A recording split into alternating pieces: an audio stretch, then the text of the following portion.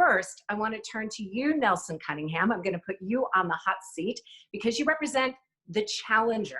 You represent Joe Biden, a man you know very well, a man who was accused early in this campaign of really hiding out in his basement. There were questions about whether he was smart enough and up to the job. Was he too old? But recently he came out swinging in a news conference and said that the president, if this is war on COVID-19, then the president of the United States has surrendered. So which Joe Biden are we going to see? Tell us more about it. I would break down the Democratic side of this campaign so far into three pieces. The first was the how many candidates do we have exactly phase. There were at one point 27 candidates. It was unclear how Democrats would make up their mind. They had many good candidates, many seasoned candidates. The second phase was the come to decision phase. Again, I was with Joe Biden in South Carolina when he resoundingly won that primary. Within 4 days, he resoundingly won the Super Tuesday primaries in early March. And the Democrats did something very unusual for Democrats. They came to agreement. Suddenly it became quite clear, Joe Biden is the man who should represent us. So the second phase was the come to decision phase. And at that very moment, we went into lockdown. And Joe Biden did go into his basement. And I think we all wondered a little bit, how was he going to jumpstart his campaign? And two things have done it in the last month. The first is the pandemic and the deep economic pain that's beginning to bite across the country, and Donald Trump's mismanagement of that. And the second are the terrible racial reckoning we've seen in the last 4+ weeks since the death of George Floyd. And I cannot overemphasize for your viewers and participants down under how profound this has been in the United States. Early in the pandemic, Donald Trump got a modest bounce. He was up within 5 points of Joe Biden. That has now faded in the last month. Joe Biden is 8, 10, 12, 14 points ahead of Donald Trump.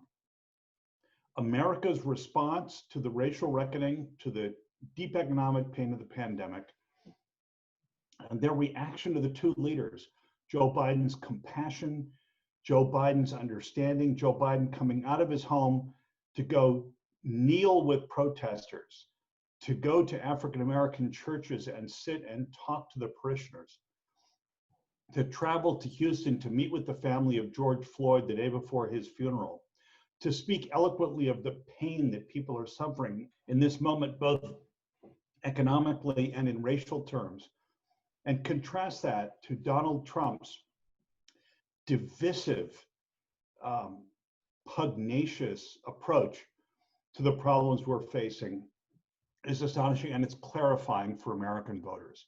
Let me come to you, if I can, Ambassador Rick Burt.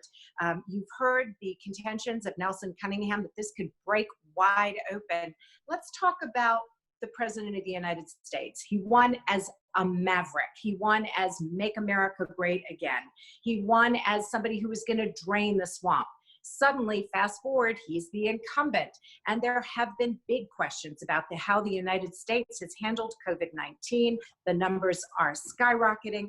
Also questions about how he has handled the death of George Floyd and if he is exacerbating racial tensions in the United States rather than healing them. And then there's the economy.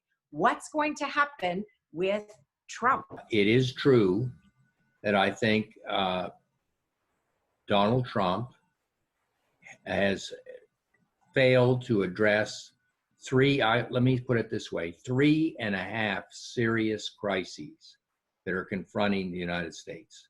The first, as you pointed out, Sarah, and as Nelson discussed, we have the pandemic.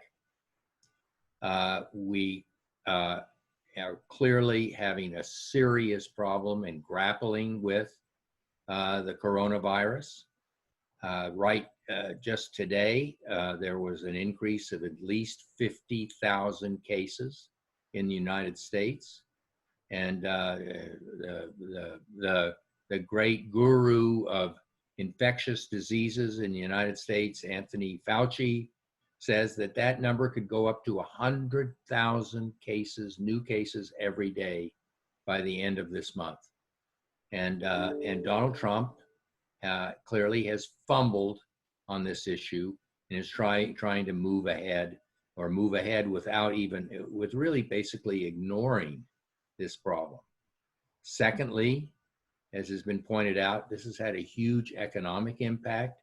There was some good news today about new employment numbers, but nevertheless, most people agree that even with the new employment numbers, our unemployment is as high as it's been since the Great Depression, and it's going to take several years to bring it down to to the levels of pre-pandemic or so.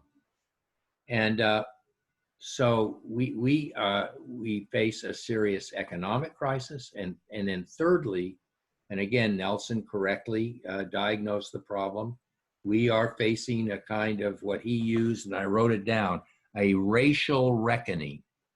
And Donald Trump has not played his hand well there.